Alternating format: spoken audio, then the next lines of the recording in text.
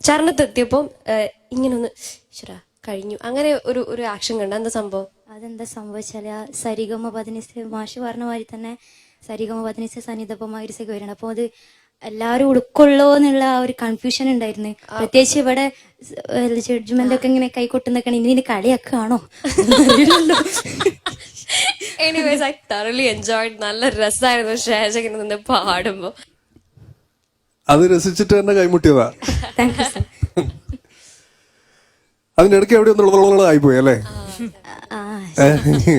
കുഴപ്പമില്ല, ആർക്കും മനസ്സിലായില്ല. കലക്കി ഷേജ. ഷേജയുടെ ബെസ്റ്റ് പെർഫോമൻസ് ഒന്നും പറയാനില്ല. അത് ഇത് എത്ര ദിവസം എടുത്ത് ഇങ്ങനെ പഠിക്കാൻ? അത് പഠിക്കാൻ അത് ഇമ്പോസിഷൻ എഴുതിയിട്ടാണ് ഞാൻ പഠിച്ചത്. സത്യം. അതിനെക്കുറിച്ച് മാഷ് കൂടുതൽ സംസാരിക്കുന്നതായിരിക്കും. ഇമ്പോസിഷൻ ഒക്കെ മൂപ്പർ ഡിപ്പാർട്ട്മെന്റ് ആണ്, എന്റെ അല്ല. അപ്പോ എന്തായാലും എനിക്കിപ്പോ എന്താ പറയണ്ടെന്ന് അറിയില്ല. ഞാൻ അവസാനം കൈയടിച്ചു.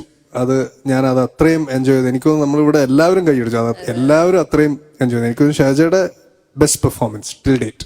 അടിപൊളി.